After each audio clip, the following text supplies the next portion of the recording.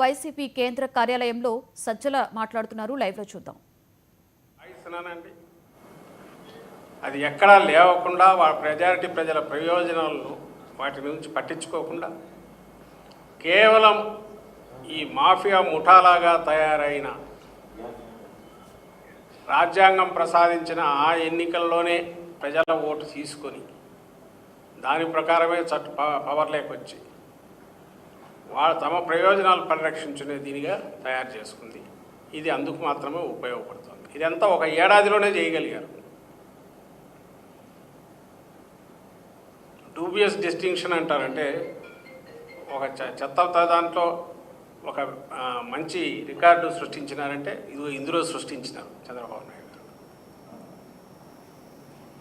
ఈ మధ్యనే 50 ఏళ్ళు అయినా ఎమర్జెన్సీ ప్రకటించి అని ఆ చీకటి అధ్యాయాన్ని గురించి దేశమంతా కూడా చర్చించుకుంది. అప్పట్లో ఇందిరాగాంధీ గారు ఆమె ఎమర్జెన్సీ డిక్లేర్ చేసినప్పుడు ఎమర్జెన్సీ డిక్లేర్ చేశారు. మామూలుగా పనిచేసే చట్టాలన్నింటినీ పక్కన పెట్టారు. ఇది ఎమర్జెన్సీ అన్నారు. సరే, దాన్ని ప్రజలు తిప్పికొట్టారు, తుంగలో దొక్కారు. అసలు మళ్ళీ అలాంటి రోజులు రాకూడదని అందరూ కోరుకునే రకంగా ఆ రోజులు నడిచాయి. చీకటి పాలన ఆ రోజు కూడా జరిగింది ఏంటంటే పొలిటికల్ ఎగ్జిక్యూటివ్ అనండి, లేకపోతే ఎలక్టెడ్ ఎవరైతే ఉన్నారో అవి రాజ్యాంగబద్ధంగా రాజ్యాంగ చట్టాలకు లోబడి పని చేసేంత వరకు వాటికి ఉన్న అధికారాలు, ఆ చట్టాలను పక్కన పెట్టినప్పుడు అవి పూర్తిగా ఆ అధికారాలను దుర్వినియోగం ఎంతవరకు అవుతాయి పరాకాష్ట అనేది ఆ రోజు కనపడింది. అయితే ఆమె ఆ రోజు అది డిక్లేర్ చేశారు. అంటే డిక్లేర్ చేస్తే ఓ తిరుగుబాటుకు స్కోప్ ఉంటుంది. ఆ ప్రజల్లో వచ్చిన అసంతృప్తి, ఆ కోపము, ఆ ఆగ్రహము అదంతా 77 ఎన్నికల్లో కనపడింది. జనతా పార్టీ అప్పుడే రకరకాల అందరూ కలిసి ఫామ్ అయిన మూమెంట్ ఇది ఒక షేప్ తీసుకొని ప్రజాస్వామ్యాన్ని పరిరక్షించుకోవడమే అత్యవసరమని భావించిన వాళ్ళందరూ ఒక దగ్గరికి వచ్చి, అందులో అందరూ ఉన్నారు, లెఫ్ట్ నుంచి రైట్ వరకు, ఒక సెక్షన్ ఆఫ్ లెఫ్ట్ నుంచి. ఆ రోజు మాకు ఇట్లాంటి ఎమర్జెన్సీ లాంటిది వద్దని దేశం డిక్లేర్ చేసింది. ఈరోజు ఉన్నది పరిస్థితి ఏంటంటే, నేను ఇంతకుముందు అన్నట్టు ఎవ్రీథింగ్ ఈజ్ ఇంటాక్ట్. ఎక్కడ ఏ చట్టాన్ని తప్పిస్తున్నట్లేదు. పైగా మరింత మెరుగైన చట్టాలు వచ్చినాయి అనుకుంటాం. అన్ని సెక్షన్లు ఉన్నాయి, చట్టాలు ఉన్నాయి, న్యాయస్థానాలు ఉన్నాయి, రాజ్యాంగం ఉంది, ప్రజాస్వామ్యం ఉంది. ప్రజాస్వామ్యబద్ధంగా ఎన్నుకోబడినామనుకునే ప్రభుత్వం ఉంది. మరి ఈ ఏడాదిలో ఆంధ్రప్రదేశ్లో ఏం జరిగింది అని అంటే,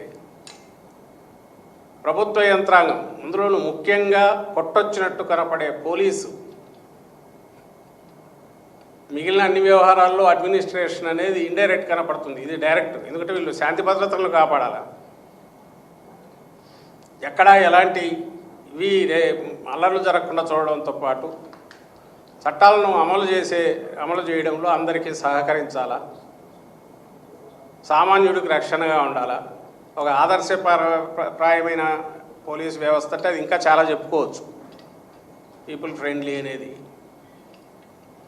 డెమోక్రటిక్ రైట్స్ నిలబెట్టే రకంగా, ప్రొటెస్ట్ అనే దానికి పూర్తి రక్షణ కల్పిస్తూ, ఎందుకంటే స్పిరిట్ ఆఫ్ డెమోక్రసీ అల్టిమేట్లీ అసమ్మతి, డిసెంట్, ప్రొటెస్ట్, అది చేయడానికి అవసరమైన స్పేస్ ఇవ్వాలి ప్రజలకు కానీ, పొలిటికల్ పార్టీస్కి కానీ, రాజకీయ పక్షాలు కావచ్చు, ప్రెషర్ గ్రూప్స్ కావచ్చు, వాళ్ళ ఆకాంక్షలు వ్యక్తం చేయడానికి. అది కూడా చాలా అత్యాశేమో తెలియదు, అంత అక్కర్లా. అట్లీస్ట్ ప్రతిపక్ష పార్టీలకు సంబంధించినంత వరకు వాటికి ఉన్న హక్కులను కాలరాయకుండా ఏ రకంగా ప్రొటెక్ట్ చేయాలనే దాంట్లో ఒక ఇండిపెండెంట్ స్టాండ్ కొంతలో కొంత అయినా తీసుకుంటుందని ఎక్స్పెక్ట్ చేస్తాం. అయితే ఈ ఏడాదిగా చూస్తే మీరందరూ గమనిస్తే తొలిగా ఎన్నికలు ముగిసే టయానికి హింసతో మొదలైన పాలన, ఆ తర్వాత వైఎస్ఆర్ కాంగ్రెస్ పార్టీ నాయకులు కార్యకర్తలు టార్గెట్గా ఎట్లా ఓపెన్గా అటాక్స్ జరుగుతూ వచ్చాయి అందరు చూశారు. మెల్లమెల్లగా పోలీసు అధికార యంత్రాంగం కావచ్చు కింది వరకు ఈ రోజుకు చూస్తే కానిస్టేబుల్ కూడా వందల మంది వేల మంది బయట పక్కన విఆర్లో ఉండేవాళ్ళు ఉన్నారు. లెక్కలు తీస్తే పైనుంచి కింది వరకు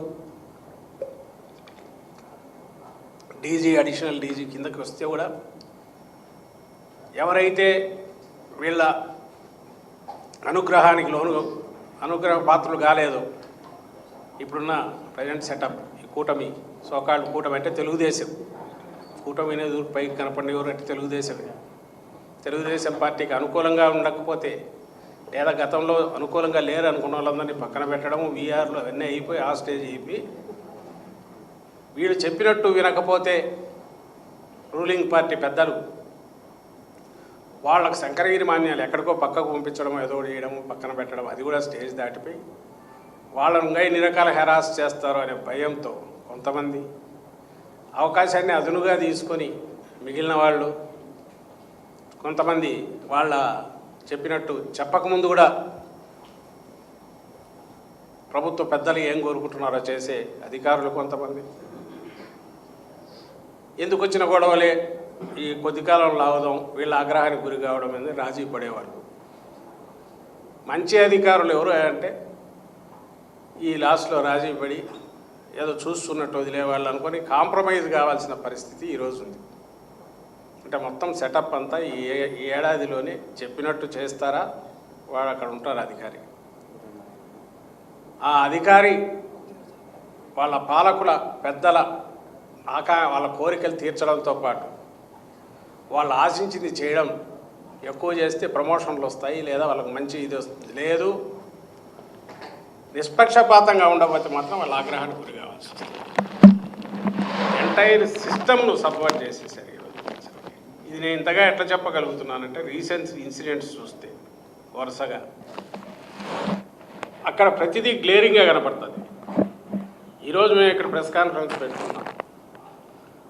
ఇక్కడ పెట్టుకున్న దానికి ఒకవేళ వాళ్ళు వద్దనుకుంటే టీడీపీ వాళ్ళు ఎవరైనా పోలీసు ఏం చేస్తుందయ్యా అంటే నువ్వు ఇక్కడ పెట్టుకోవద్దు ప్రెస్ కాన్ఫరెన్స్ 2 రోజులు వాయిదా వేసుకోండి. యాక్చువల్ నా షెడ్యూల్డ్ ప్రోగ్రాం నేను నిర్వహించుకోవడానికి కూడా అవకాశం లేదు ఎవరు టీడీపీ వాళ్ళు ఒప్పుకోకపోతే. వాడు ఒప్పుకోడు. అసలు వైఎస్ఆర్సీపీనే ఉండొద్దని చంద్రబాబు నాయుడు కోరుకుంటే భూస్థాపితం చేయాలి చంద్రబాబు కోరుకుంటే తెలుగుదేశం పార్టీ వాళ్ళు కానీ ఆ నాయకులు కానీ చంద్రబాబు నాయుడు కానీ ఎందుకు కోరుకుంటారు? వాళ్ళు కోరుకోరు కాబట్టి పోలీసు ఏం చేస్తారంటే ఇక్కడ మీద అటాక్ చేస్తే దాన్ని ప్రొటెక్ట్ చేస్తారు. మంచి పోలీస్ అయితే బుజ్జగిస్తాడు. వైఎస్ఆర్సీపీ వాళ్ళు వద్దులేండి ఎందుకు గొడవ పెట్టుకుంటారు మీరు పోతే సరిపోతుంది కదా 2 రోజులు ఓపిక పట్టండి ఏం చేయాలి అట్లుంది కాలం అంటారు. వాడు కొంచెం ముందే ముదురు అయితేనో లేక వాళ్ళు చెప్పకముందే వాళ్ళ ప్రశంసలు కావాలనుకునేవాడు వాళ్ళని ప్రసన్నం చేసుకోవాలంటే దూకుడుగా కూడా బిహేవ్ చేయొచ్చు. ఇది జరుగుతున్న పరిస్థితి. ఇది మీకు ఎక్కడ చూసినా కనపడుతుంది. ఏ ఇన్సిడెంట్లు చూసినా. లేటెస్ట్ నిన్న గుడివాడది. ఇప్పుడు ఇక్కడ ఉన్న రాము మన పెడన ఇన్ఛార్జి మొన్న పోటీ చేశారు వైఎస్ఆర్ కాంగ్రెస్ పార్టీ తరపు నుంచి. అక్కడ పెడన కాన్స్టిట్యున్సీ నుంచి పోటీ చేశారు. ఈయన భార్య హారికమ్మ ఆమె మన జెడ్పీ చైర్పర్సన్ ఉమ్మడి కృష్ణా జిల్లా జెడ్పీ చైర్పర్సన్.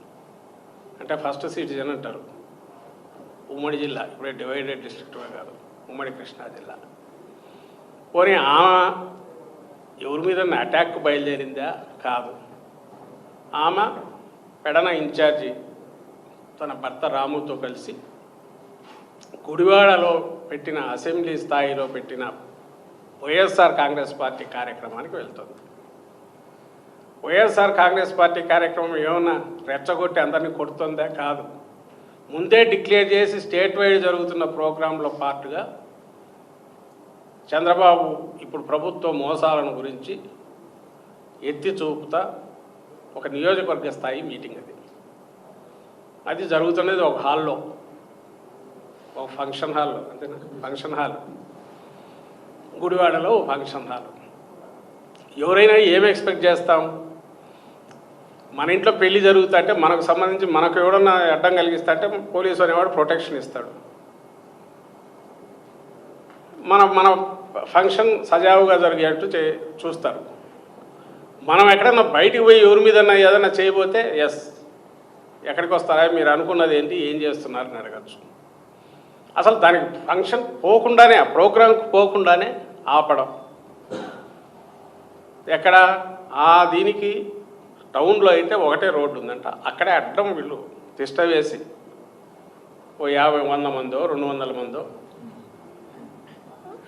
తెలుగుదేశం పార్టీ, మళ్ళీ అదేమి వాళ్ళు మారువేషంలోనో లేక సివిల్ దీనిలాగా కూడా లేరు, మొత్తం డ్రెస్సులు జెండాలు పట్టుకున్నారు.